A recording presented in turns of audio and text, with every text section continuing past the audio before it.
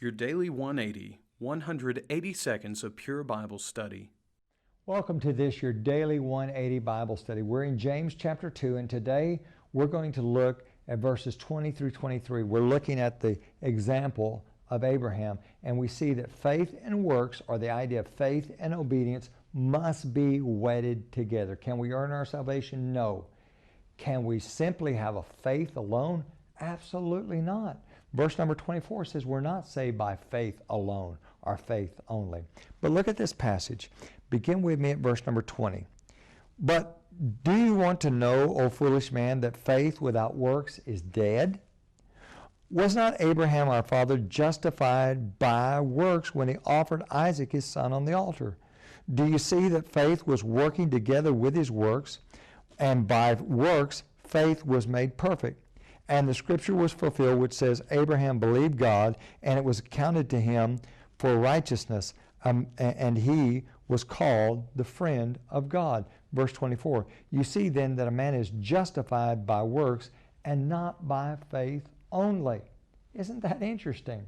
As a matter of fact, let me point out to you that many people want to say that we are justified by faith alone or by faith only.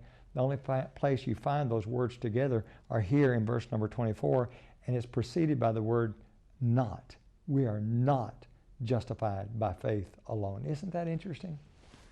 When we think about Abraham, Romans chapter 4 said that he was not justified by works. What's it talking about? He was not justified by works in the sense of meritorious works. He didn't earn his salvation. But here it says he was justified by works. What's it talking about? Remember, you don't define a word in isolation. What's the context talking about?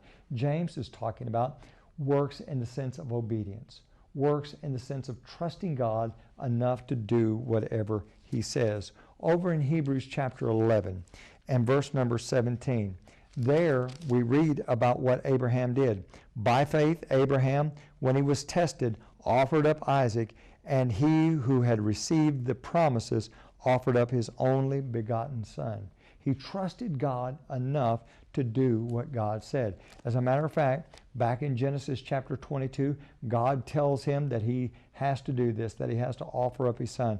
And listen to Genesis 22 and verse 3. So Abraham rose early in the morning and saddled his donkey and took 2 of his young men with him and Isaac his son and the split wood for the burnt offering, and arose and went to the place of which God had told him. Early in the morning. He didn't delay.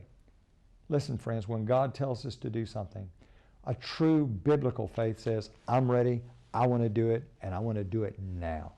Join us again tomorrow for your Daily 180.